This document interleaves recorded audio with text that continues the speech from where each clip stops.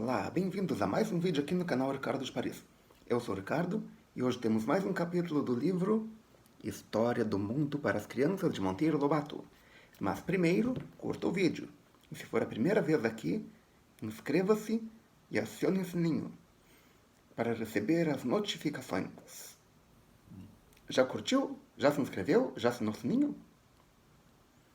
Observe aqui embaixo se o botão vermelho está aparecendo. Se tiver, clique nele e você se tornará um novo inscrito. Ok? Agora, vamos para a história. Capítulo 72. A Grande Revolução. Pedrinho perdeu o sono naquela noite. As palavras de Dona Benta o haviam impressionado profundamente. Na manhã seguinte, Emília procurou e disse: Nós precisamos endireitar o mundo, Pedrinho. Nós quem, Emília? Nós, crianças. Nós que temos imaginação. Dos adultos, nada a esperar. Dobre a língua, hein? Quando falar em adultos. Exceptue vovó e Simão Bolívar. Na noite daquele dia, Dona Benta serenou e começou a falar em revolução. Isso de revolução dos povos, disse ela, é a doença que pega. Houve a Revolução Americana feita por Washington. A vitória dos norte-americanos animou os sul-americanos a fazerem o mesmo. E, por fim, até a Europa começou a libertar-se das velhas tiranias. Os triunfos obtidos pelos povos das Américas abriram os olhos ao povo francês. A razão do povo francês revoltar-se foi o grau extremo a que chegaram os abusos da realeza e da aristocracia. Os reis e os nobres tinham tudo. O povo não tinha nada. Na América, os impostos não eram muito pesados, mas tinham o defeito de não se aplicarem lá. Na França, os impostos esmagavam o povo, arrancavam o couro e o cabelo dos pobres. Por esse tempo, reinava na França o Luís número 16, casado com uma princesa austríaca de nome Maria Antonieta.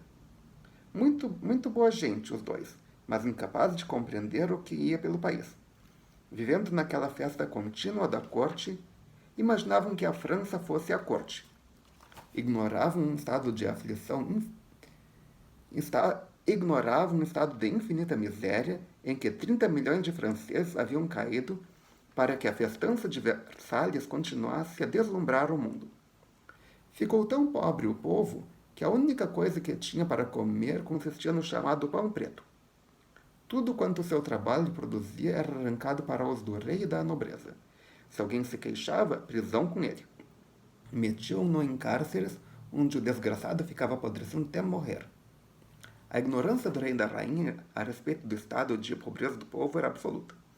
Um dia em que disseram perto de Maria Antonieta que o povo estava sem pão para comer, ela replicou com toda ingenuidade: Pois não tem pão, por que não comem bolos? Na frase original seria brioche, mas estudiosos afirmam atualmente que ela nunca disse essa frase. Ou seja, naquela época, em 1790 e poucos, já existia fake news. Teve outra fake news que também provocou a República no Brasil, mas só história para outro dia. Para remediar o mau estado das coisas, reuniu-se um congresso de representantes do povo com o nome de Assembleia Nacional. Esse congresso continuou a estudar o assunto e a propor remédios. Um povo, porém, havia sofrido demais. Sua cólera contra o rei e os nobres começava a extravasar. Nada parecia conter-lhes a fúria de vingança. A revolta, afinal, rompeu na rua. Um povo de Paris reuniu-se em massa para atacar a Bastilha. Os presos que lá estavam foram soltos e os guardas assassinados. Nota: os 3 presos.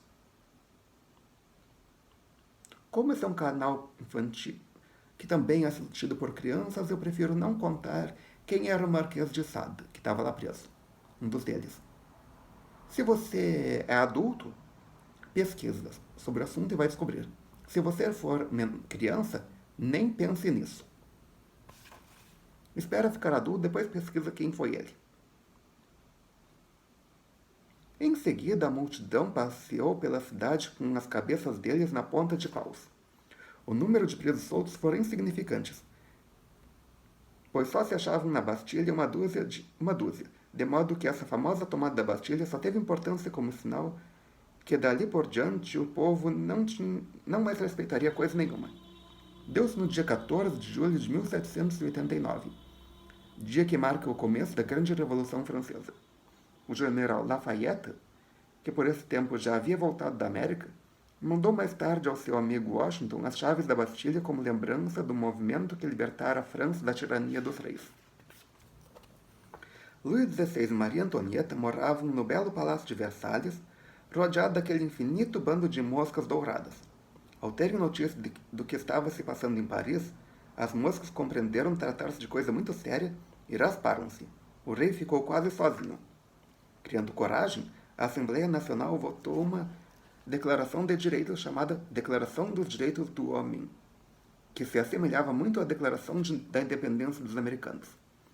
Nela se dizia que todos os homens eram iguais e livres, que só o povo tinha o direito de fazer as leis e que essas leis obrigavam a todos, sem exceção de ninguém. Tal declaração, portanto, acabava ao mesmo tempo com os reis por direito divino e com os privilégios dos nobres. Logo depois da votação, o povo de Paris, esfaimado e em andrajos, organizou uma marcha a Versalhes, aos gritos de pão, pão.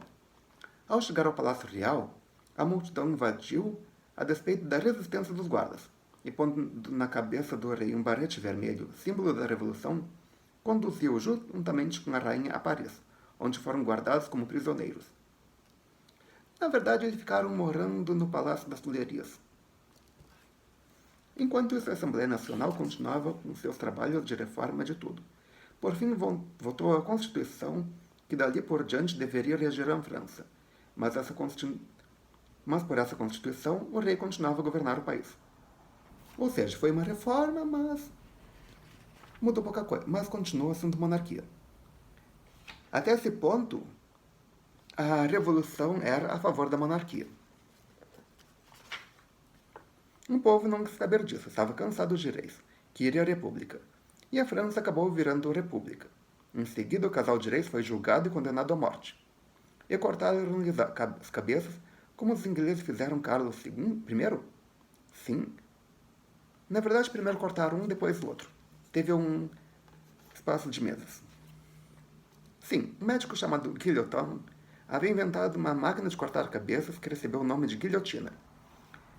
As cabeças de Luís XVI e Maria Antonieta foram cortadas com essa máquina. Mas o povo não sossegou com isso. Tinha receio de que os partidários dos reis conseguissem botar outro no trono, e como os partidários dos reis fossem os nobres, o povo resolveu acabar com os nobres. Foi um período trágico. A guilhotina trabalhava sem cessar na sua horrível tarefa de cortar cabeças. Toda pessoa de mãos finas era considerada como pertencente ao grupo dos inimigos do povo e guilhotinada.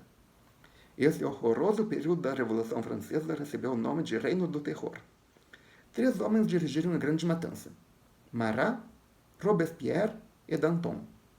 Marat acabou assassinado no banho por uma linda moça chamada Carlotta Corday.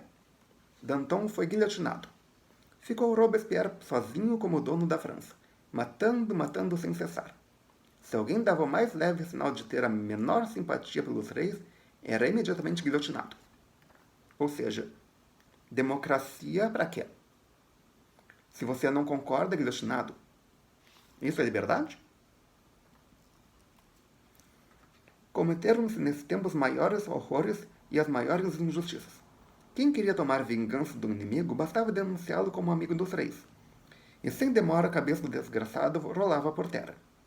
Não era preciso provar coisa nenhuma. A simples suspeita bastava. Ninguém se sentia seguro. A fúria de guilhotinar tornou-se tamanha que foi preciso construir ao pé da guilhotina uma canalização para o escoamento do sangue. Por fim, viram que a guilhotina era muito lenta para dar conta da tarefa. Começaram a matar os prisioneiros em massa, amontoando-os em certos pontos, e os matavam a tiro de canhão.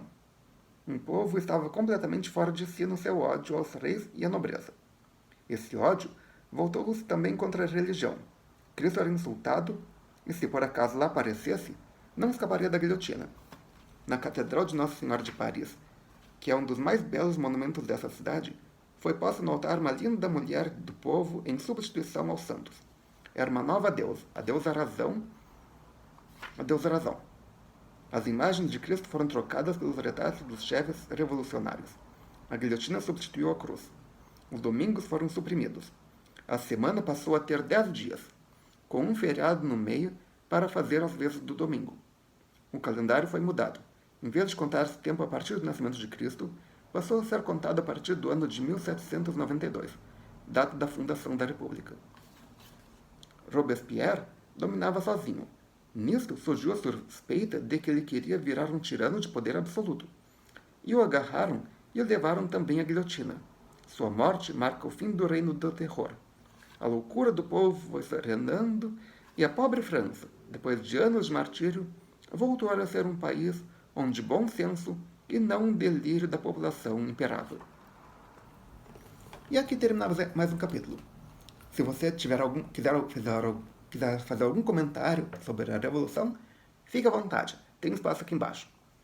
Você foi a favor, contra, gostou, não gostou, apoiou, não apoiou? Coloque aqui embaixo, seja o que for. Vamos ver o que aparece. Obrigado pela presença. Obrigado pela audiência. Até amanhã com mais um vídeo e melhor possível.